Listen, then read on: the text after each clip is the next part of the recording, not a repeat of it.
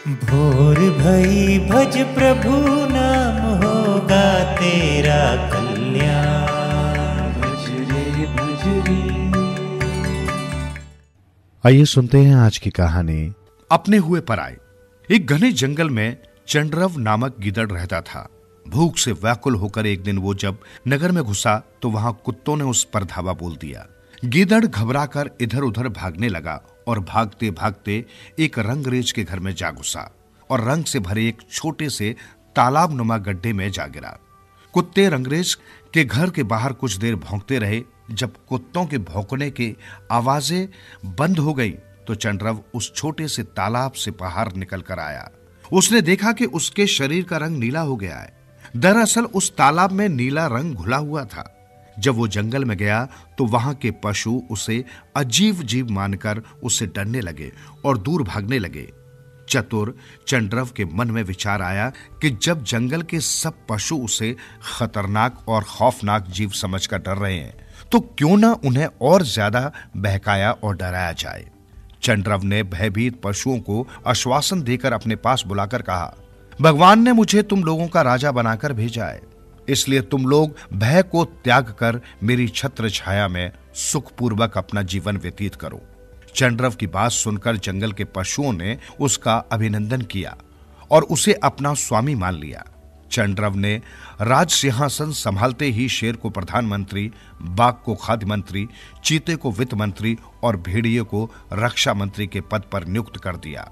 चंड्रव ने अपनी जाति गीदड़ों को प्रशासन में कोई भी महत्वपूर्ण पद नहीं दिया। अपनी ही जाति के भाई द्वारा अपनी अपेक्षा को अपमान समझकर गीदड़ों ने एक सभा की। एक वृद्ध गीदड़ ने सभा को संबोधित करते हुए कहा, भाइयों, हमें लगता है कि राजा बने इस गीदड़ के नीले रंग के कारण सिंह और बाघ आदि पशु इसकी वास्तविकता को नहीं पहचान पा रहे हैं। वे इसे कोई अनोखा जीव मानकर इसका मान सम्मान कर रहे हैं और ये दुष्ट इस अहंकार और भ्रम में है कि इसकी वास्तविकता को कोई नहीं जानता है और न ही शायद कोई जान पाएगा। तो फिर उसकी वास्तविकता का राज खुलेगा कैसे? आखिर कब तक हमें उसकी अपेक्षा सहन करनी पड़ेगी? एक गीदड़ बीच में ही बोल पड़ा, इसका उपाय भी हमने सोच लिया है। यदि हम सब लोग एक ही स्थान पर एकत्रित होकर एक साथ हुआ हुआ की आवाज करते हुए नाचने लगे तो दुष्ट चंड्रव अपने आप को रोक नहीं पाएगा और हुआ हुआ की आवाज करते हुए नाचने लगेगा। तब वास्तविकता अपने आप प्रकट हो जाएगी।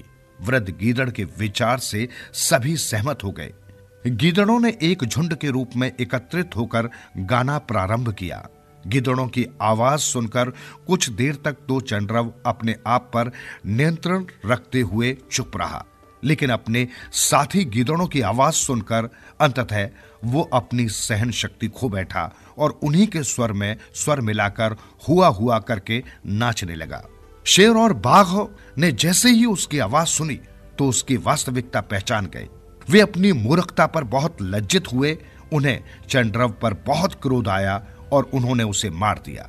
इस कथा का सार ये है, जिस जाति समाज में प्राणी रहता है उसकी अपेक्षा करके रहना असंभव हो जाता है। शक्ल सूरत चाहे बदल जाए लेकिन असलियत सामने आ ही जाती है। ऐसा ही रंगे गीदड़ के साथ हुआ। जिस प्रकार पानी का स्वभाव ढलान की ओर बहना है, उसी प्रकार वो रंगा गीदड़ भी स्वभाववश हुआ हुआ करता प्राणों से हाथ धो बैठा। रात का अंध जमाई। एक बुढ़िया थी, उसका एक ही बेटा था। रात के वक्त वो भी अंधा हो जाता था, यानी दिखाई नहीं देता था। बुढ़िया ने किसी तरह गोलमाल करके एक रिश्ता ढूंढा और उसकी शादी रचाई। लड़की सुंदर थी, उसके मायके वाले भी अच्छे लोग थे, मगर बुढ़िया इतनी चतुर थी कि बहू या उसके घर वालों के आगे उसने ये रहस्य बनाकर रखा कि लड़का रात के समय अंधा हो जाता है, यानी उसको दिखाई नहीं देता। मगर सोचिए, ये सच कब तक छिपाकर रखा जा सकता था। शादी के बाद पहला त्योहार दिवाली आई। परंपरा के अनुसार लड़की के घर से न्योता आया। अब बुढ़िया को चिंता हुई, जाना तो था ही। उसने बेटे को सावधान करते हुए कहा, तुम बहुत सावधान रहना, रात को तुम्हें कुछ भी दिखाई नहीं देता और ये बात बहू के घर वाले नहीं जानते। तुम ऐसा करना कि रात को बाहर नहीं निकलना, कहीं इधर उधर नहीं घूमना। दिन रहते यात्रा करना, दूसरा ये कि वहां एक ही दिन रहकर लौट आना। अपनी माँ के कहे अनुसार वो दिन रहते ससुराल पहुंचने के लिए बहुत तेजी से चल पड़ा, मगर कितनी भी कोशिश करने पर भी अंधेरा होने से पहले वो वहां पर पहुंच नहीं सका। उसकी नजर धुंधली हो गई। माँ की चेतावनी याद कर वो एक जगह बैठ गया। उसके साथ किस्मत का खेल था। वो अनजाने में अपनी ससुराल के सामने के कूड़े के ढेर पर बैठ गया। वो वहां बैठा और उसकी सासू माँ कूड़ा फेंकने वहां आई। अंधेरा था, इसलिए उसने दामाद को नहीं देखा। उसने कूड़ा उसके सर पर फेंक दिया। दामाद बेचैन होकर उठा तो सासू ने उसे पहचाना कि ये तो कोई और नहीं, ये तो मेरा दामाद ही है। जो होना था वो हो चुका, अब उसे पछताना ही था। उसने बहुत मंसूबे बना रखे थे। दामाद पहली बार घर आ रहा है तो उसकी बहुत अच्छी आव भगत करेगी, धूमधाम से त्योहार मनाएगी, रिश्तेदार और पड़ोसियों के आगे उसका सत्कार करेगी। मगर छी, ये क्या हो गया? उसको रोना आ गया। शर्म के मारे वो तेजी से घर के अंदर भाग आई। सड़क पर उसका 10 साल का बेटा भैंस को भगाता हुआ घर लौट रहा था।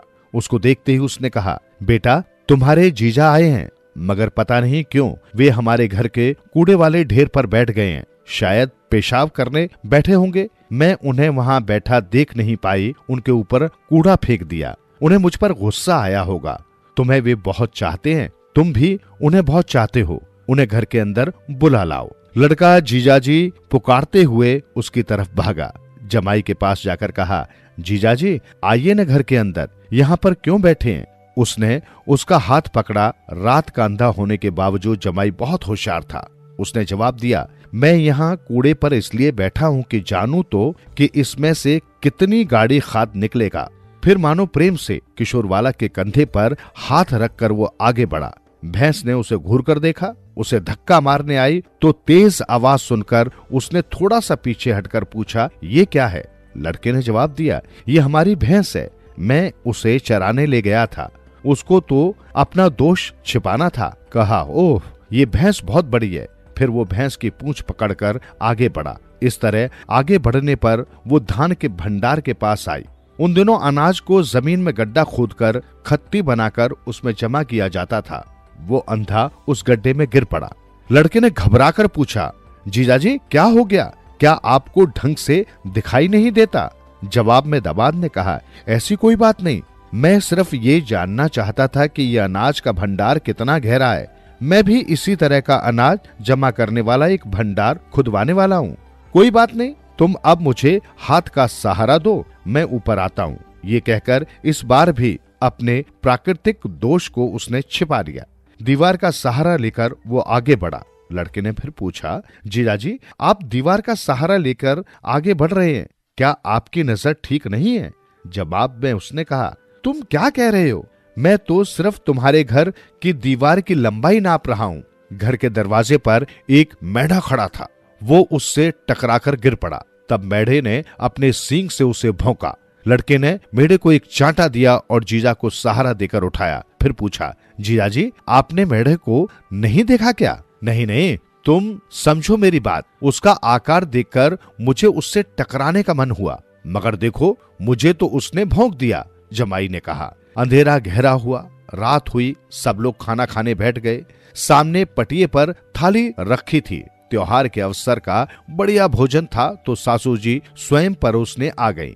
विशिष्ट संदर्भों पर महिलाएं खूब सज धज कर काम करती हैं। सासू जी नुपुर और चूड़ियां पहनकर परोस रही थी। चूड़ियों की खनखनाट से जमाई साहब ने समझा कि मेढ़ा दोबारा आया है। वो डर गया। घबराहट में आवाज सुनकर उस तरफ अपनी प्लेट उठाकर फेंकी। वो प्लेट सास के पांव पर लगी। वो घबराहट में रसोई की तरफ भागी। सासू को लगा कि जमाई गुस्से में उससे बदला ले रहा है। एक तो ये कि उसके सिर पर कूड़ा डाल दिया था और दूसरी वजह ये कि बेटी को परोसने भेजना था। फिर बेटी ने खुद उसे खाना परोसा।